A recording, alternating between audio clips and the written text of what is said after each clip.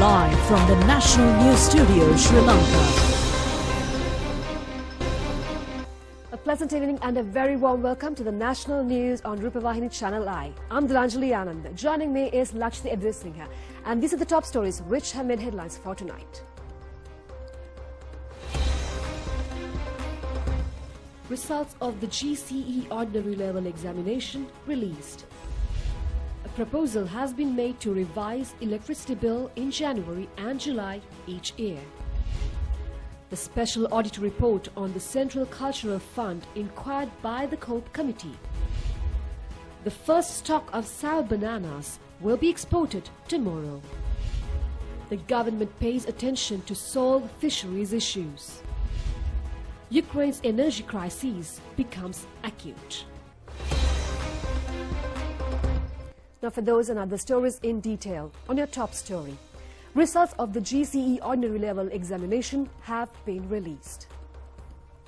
Commissioner General of Examinations LMD Dharmasena said that the results can be obtained by logging into www.doenets.lk and www.results.exams.gov.lk websites.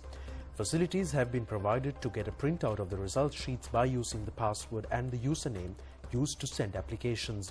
The Commissioner General of Examinations said that a username and passwords have been given to all provincial zonal directors to observe and download result sheets of the schools.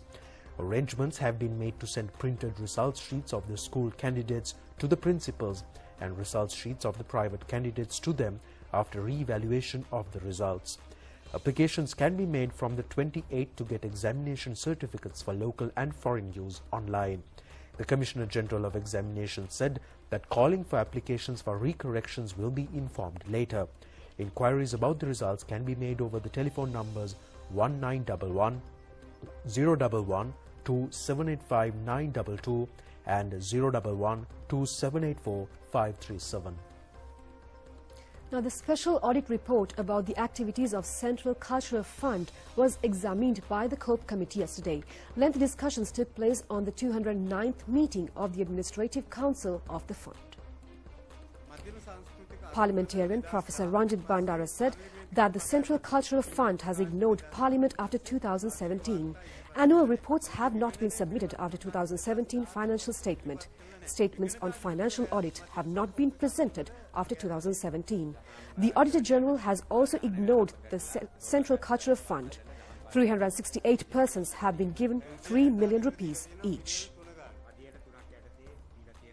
වටිනාකම ගත්තාම අර cabinet අපොයින්ටඩ් tender board එකකට යන වටිනාකමට ඉක්මවනවා. හැබැයි cabinet අපොයින්ටඩ් tender board එකටත් ගිහිල්ලා නැහැ. මේ මිලියන 10500ක් Parliamentarian Mahindananda Alutgamage said that the Director Board of the Central Cultural Fund has not obtained approval in connection with the misuse of 10,500 million rupees. Thereafter, a group has stated that signatures were taken and affidavits can be submitted if required. The expenditure accounts of the Ministries of Power and Energy and Water Supply were taken up in the committee stage debate in Parliament today.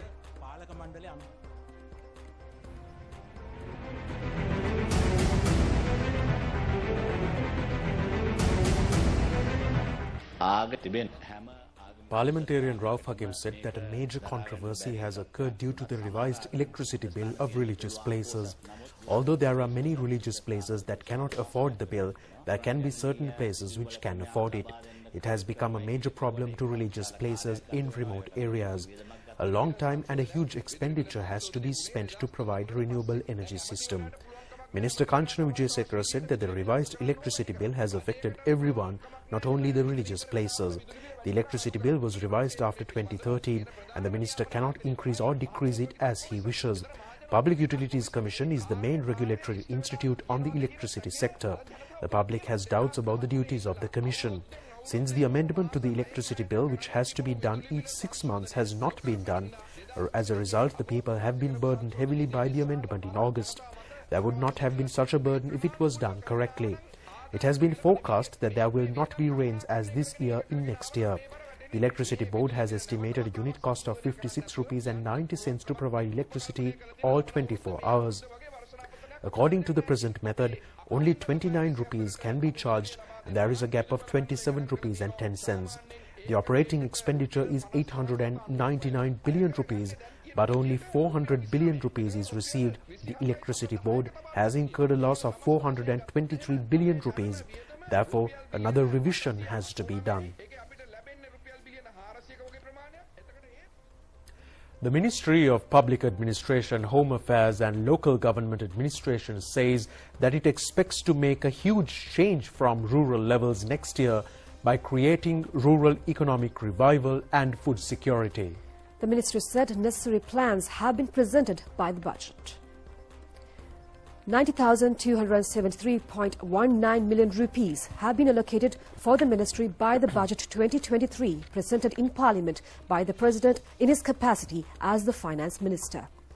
One of the prominent programs expected to implement next year using the funds is the program on rural revival and food security. It will be taken to rural levels by the district secretaries and the divisional secretaries. The next main program is to be implemented next year is the E-Gramanilladari project. A special program is scheduled to be implemented to obtain online 22 certificates out of 58 categories of certificates issued by a Gramanilladari officer in all 3 languages. Many projects including Rural Bridges Project, Greater Colombo Wastewater Management Project, Greater Colombo Water and Wastewater Improvement Investment Program and infrastructure development projects of rural areas will be implemented. The government has allocated 430.9 billion rupees for the benefit of government pensioners exceeding 600,000. The Minister of Sports and Youth Affairs said 2,339 million rupees will be invested in the sports sector next year. 4 priority areas will be considered for sports development. They are sports management, empowering sports economy, sports culture and excellence in competitive sports. More special programs will be implemented in 2023 for the development of sports. The Ministry of Sports has paid its attention on giving direct contribution to the benefit of sports through the National Sports Fund. The Ministry of Youth Affairs expects to introduce more than 1,960 million rupees of investments in 2023. The expenditure accounts of Ministries of Public Administration, Home Affairs and Local Government Administration, Sports and Youth Affairs will be debated in Parliament tomorrow. The awarding of certificates to winners of the Econ Olympia question program organized by the Faculty of Management and Finance of the University of Colombo was held today at the university premises. Central Bank Governor Dr. Nandalal Veerasinghe participated as the chief guest. He expressed the process of issuance of financial loans by the International Monetary Fund. IMF giving their members money, like a bank, giving savers money for the borrower. Then they are giving to the member countries in time of need. Then when anyone gives money for a country, they ask, okay, show us how you can make the country be able to repay my money that I am going to give you. That is the intervention IMF. So then it is our responsibility to tell our borrower, this is our plan. We go and show, okay, we promise, give me 2.9 billion. This is how we are going to recover, address and regain stability so that our country can repay your loan in next 5-6 years. If they are convinced, if they believe, then only they give that money to us. So IMF intervention is only in terms of giving that emergency financing, subject to we are providing a program that is acceptable to everyone, that this is a credible program. IMF intervention is to give that money. Our role is to show them, convince them this is a program that will make for us to recover and ability to repay in the future. So this is why if you look at this fiscal policy, monetary policy, all are not IMF intervention. This is our program. If you want to convince, not in the IMF, World Bank, anyone else, global investors who are going to invest here, want to see institutions like independent IMF endorsing that we have a credible program. On that basis, you can lend to this company. It's like when you go to a bank and say, okay, bank accepted your business proposal. Bank is willing to give you money. Then you can go to other bank. Okay, you see, this bank gave me money. Why don't you give me some more money for me to expand? If the bank did not give money and your name is in the crib, like our name is in the default list, no one will give you money. First one is for us to get out of this default situation and show them there's a program. Then not the IMF, World Bank, ADB, any other our lenders, those who used to give us money, will start lending to us. That is the intervention by the IMF. we show a program. If you don't deliver based on a program, if you don't perform as you promise, then after some time, lenders say, okay, but this is what you promised, but you're now going back. We will stop giving you money, and we will go back to the same situation. That is what has happened in the past. That's why I said we want to ensure that we have a program, credible program that has been already accepted by the IMF. It's our responsibility, country's responsibility, to go through that path and implement that and show that we are able to deliver that program. Then only there will be credibility. There will be countries of the country that people, foreigners will invest in this country. That's the future. Now, fish exports bring in dollars for the country. Sri Lanka exports a large quantity of fish to the world market. However, the fisheries community is economically affected at present. About 6,000 multi-day trawlers are engaged in the deep sea, and nearly 20 to 30 families depend on each boat. The fishermen said one journey takes about 2 months. $318 million have been earned through fish exports last year. $230 million have been earned up to September this year. Owners of the fishing boats said they incur a loss of 1 million to 3 million rupees due to the increased price of fuel. 11,000 litres of fuel is needed for a 60-feet boat. The fishermen could not go fishing due to the shortage of fuel during the recent past. The price of fish in the world market has also decreased due to competition of the countries such as Maldives and Seychelles. Therefore, fish cannot be exported at higher prices to the world market. There is a loss of employment for nearly 1 million to 1.5 million if the fish productions industry is suspended. Therefore, they request the government to provide them with relief by reducing fuel prices. Minister Douglas Devananda said that the government understands the problems faced by the fisheries community and that steps will be taken to provide solutions. 14 temples have been declared as sacred places. The relevant scroll presentation took place today under the patronage of Prime Minister Dinesh Gunawardena at the temple trees.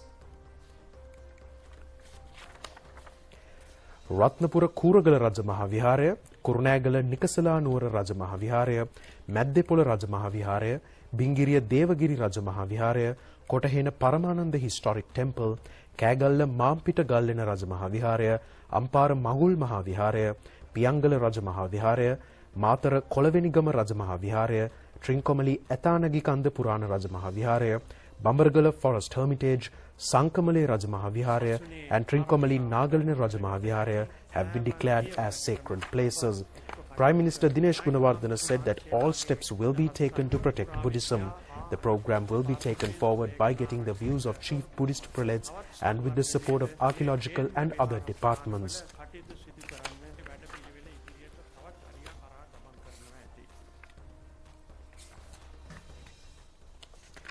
A meeting between Prime Minister Dinesh Gunawardena and frontline Japanese entrepreneurs took place yesterday at the Prime Minister's office.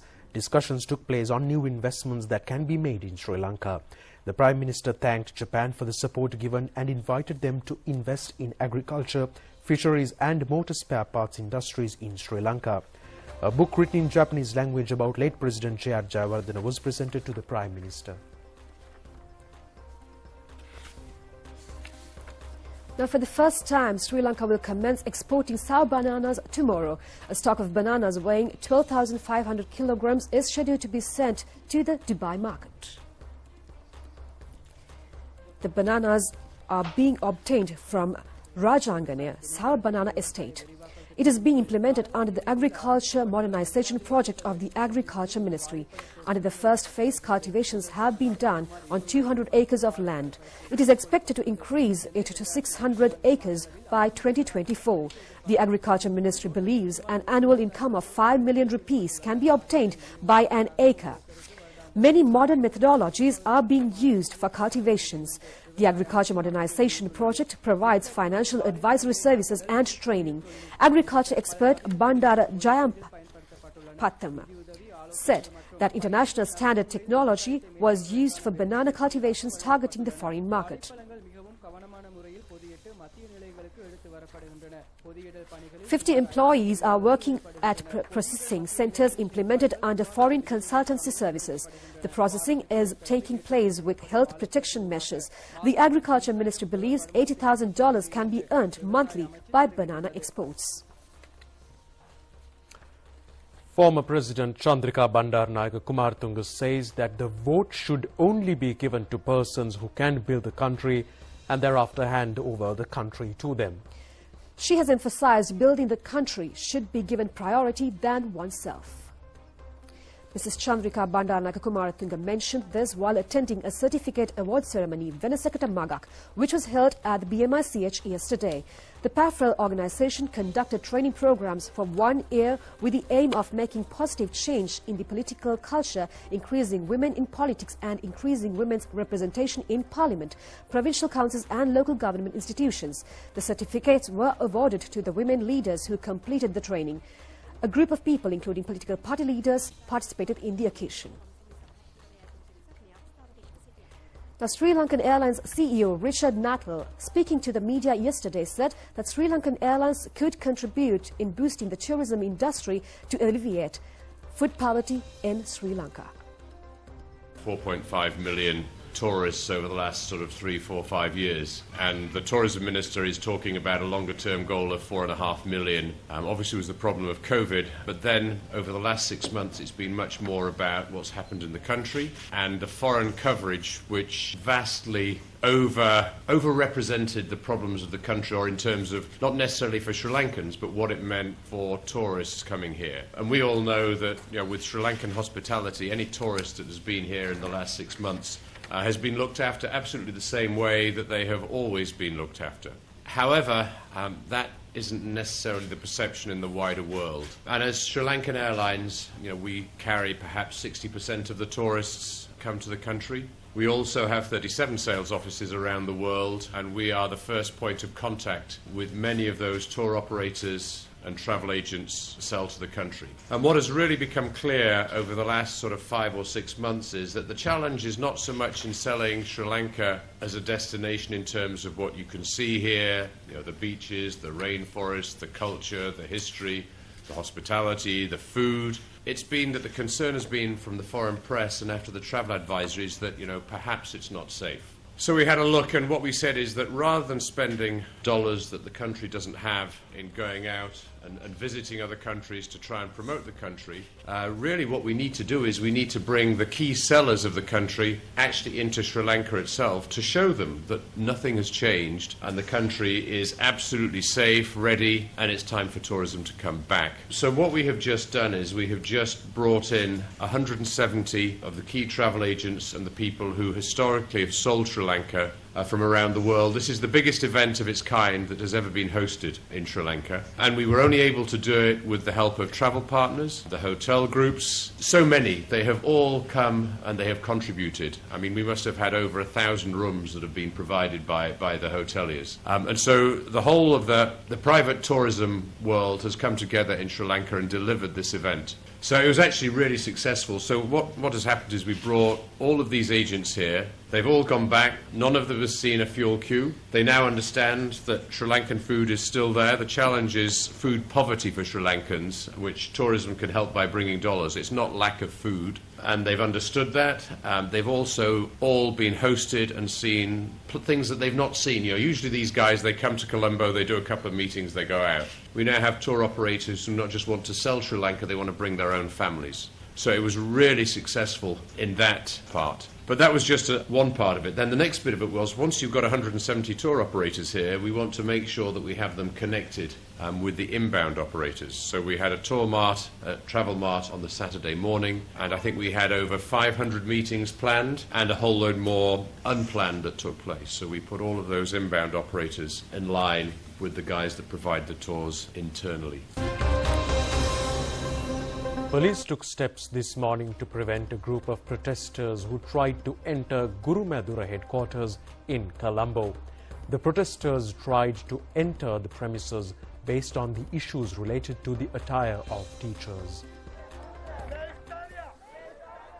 A group of protesters who are against General Secretary of Ceylon Teachers Union Joseph Stalin conducted a protest in front of Gurumadura headquarters this morning. They conducted the protest near the Lake House roundabout and thereafter attempted to enter Gurumadura premises. However, the police did not allow them to do so. The protesters stayed in front of the premises shouting slogans for some time.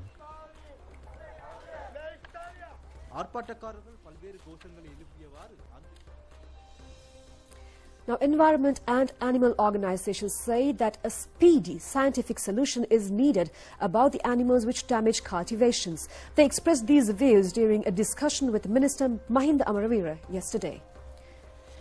A group of people, including representatives of environmental organizations and animal organizations, took part in the discussion. The Hector Kobak Agrarian Research Institute has prepared a report earlier about the damage caused by the animals.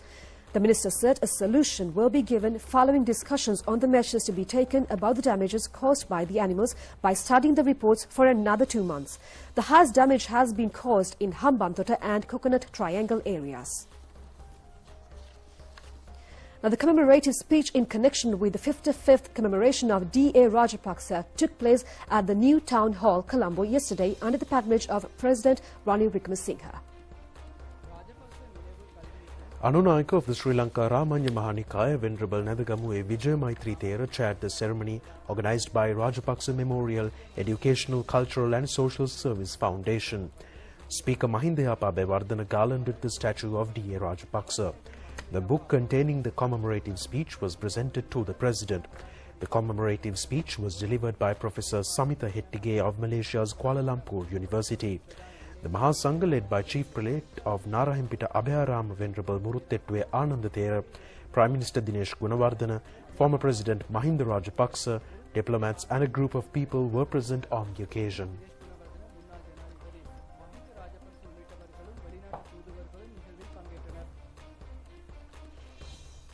Stay tuned with us for news from overseas coming your way after this short break. Welcome back on Foreign News. Ukraine has said that as much as 50% of the country's electricity needs are currently not being met after massive Russian missile strikes this week. The Ukrainian official said the priority was to fix key infrastructure, but repairs were now taking more time. President Volodymyr Zelensky said that the most difficult situation with power as well as water supply was in 15 regions, including the capital Kyiv. Across Ukraine, winter is setting in with snow and sub-zero temperatures. There are fears that people across the country could die of hypothermia. Meanwhile, the Ukrainian authorities said that electricity and water supplies were gradually being restored in all regions. Now, China has ordered mass testing in the eastern city of Nanjing in Jiangsu province, the latest measure as the country for a second day in a row reported a record number of COVID-19 infections since the pandemic began. China today reported more than 33,000 infections in the past 24 hours, up from more than 31,000 reported yesterday. The vast majority of the cases have been asymptomatic. The numbers yesterday and today surpassed a previous record set in April of just below 30,000 cases. That surge resulted in the commercial hub of Shanghai, home to 25 million people, being put under a 2-month lockdown. The newest wave has been accompanied by restrictions slowly tightening across the country, which has pursued a controversial zero-COVID policy aimed at eradicating the virus completely. Melting permafrost may pose a threat to humanity, scientists have warned after reviving an ancient virus which lay frozen for tens of thousands of years. Viruses such as this are still capable of infecting living organisms, the international team said after they observed 9 ancient viruses discovered in the Siberian permafrost infecting amoebas in a lab. The oldest of the newly discovered viruses is almost 50,000 years old, the team said. They also said that 48,500 years is a world record. The team studied a total of 7 ancient viruses in its latest study. The group published a preprint of their work earlier in November. The group, which includes scientists from Russia, France and Germany, previously managed to revive 2 other ancient viruses that are 30,000 years old. මෙහෙම දිනන්න මෙහෙම වන්න. Prima Kotumi Pantamai.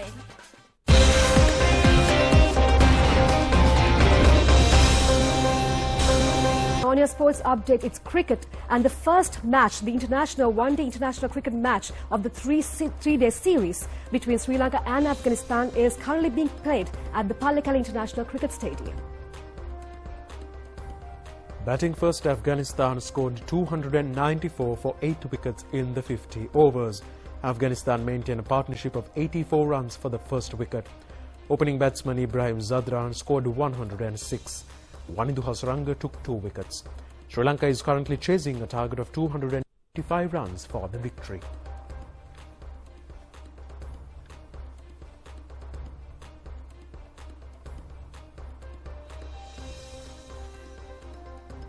From cricket to football, and Cristiano Ronaldo of Portugal became the first player to record goals continuously at 5 World Cup matches. He achieved the feat during the match with Ghana. මෙහෙම දිනන්න මෙහෙම වන්න. Prima Kotumi Pantamai. And that's all the news we have for tonight. Do join us tomorrow at 8:50 p.m. for the very latest on Channel I. I'm Dulanjali, together with Lashta, signing off for tonight. Good night. Good night.